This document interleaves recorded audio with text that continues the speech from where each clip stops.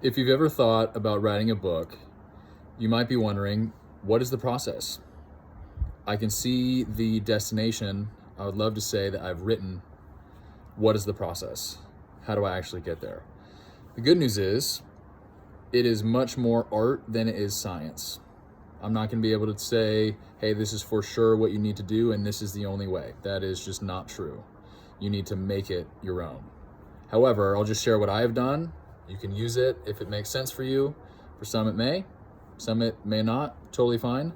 But for me personally, as I've now got to the tail end of writing and soon to be publishing my first book, my process was, it took me about 2 years to finish this thing. And if I were to write a second book, I'd imagine it'll be about half that time, maybe a third of that time. There's just a big learning curve. So hopefully I can give you some things to help shorten that learning curve for you. Maybe it's not 2 years, maybe it's one, maybe it's 12 months for you. For me personally, I think one thing that is really important when it comes to writing is consistency. You're writing a book, you're not writing a song. You could write a song in 4 hours and it could be awesome.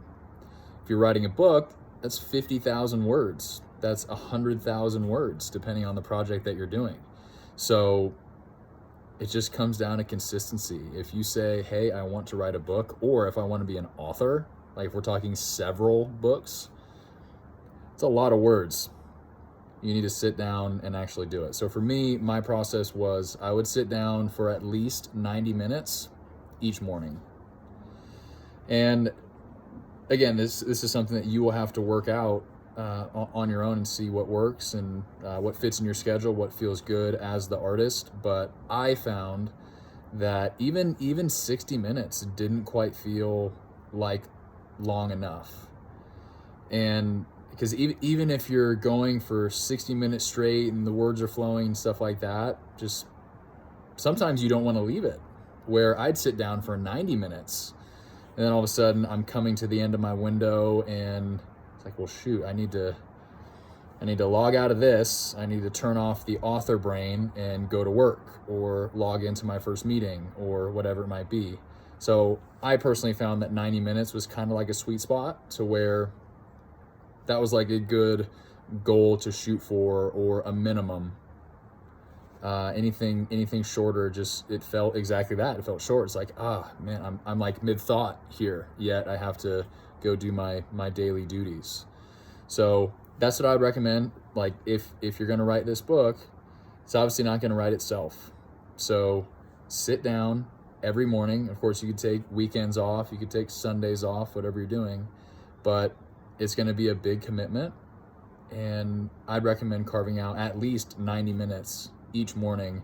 And I think it's just especially important to do it in the morning. First of all, just because you're the most rested you're ever going to be waking up from your night of sleep. But there's something about the morning where it's quiet. The weather outside isn't going to be crazy. You have all of your thoughts are fresh. You get the morning coffee, tea, whatever your situation is. Your house is probably quieter than it would be. I don't know if you're a parent or whatever it might be. That might be the only time that you're able to write if you're a parent. That 5:30 to 7 window before the kids get up, whatever it might be.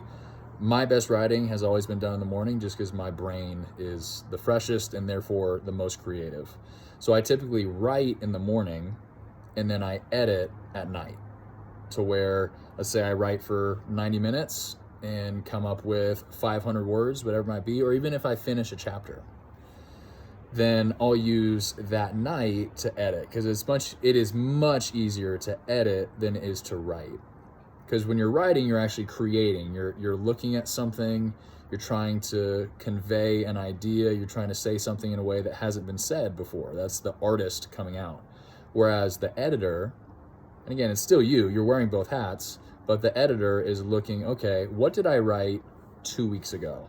Okay, let me move this here, shift that over there. It's just an easier job. So I write in the morning, I edit at night. I'm actually a hard copy editor.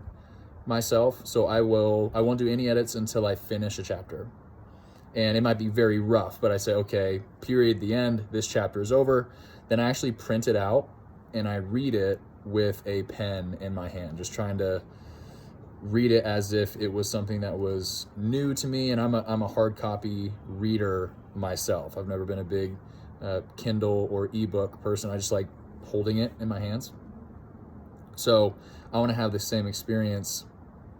Just put myself in the shoes of a reader. Like, okay, I'm reading this, and no, I don't like that. Don't like the way I worded this here, or that's redundant. That's got to go. Strike it out. So, write in the morning, edit at night.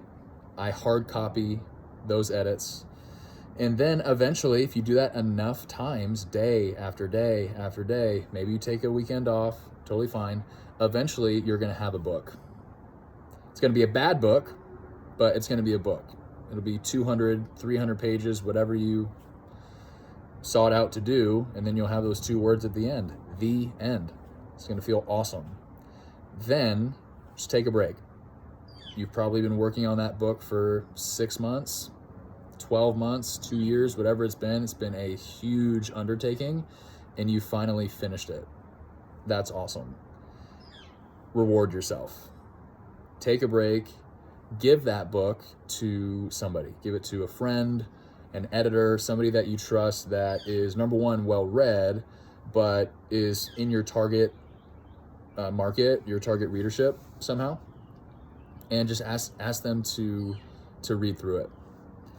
I think this is a mistake that a lot of people make, because you're going to be excited when you finish the book, as you should be. It is awesome. But if you, let's say you have 5 people in your life that you would want to read and actually edit and give you feedback, do not give that book to all 5 of them immediately.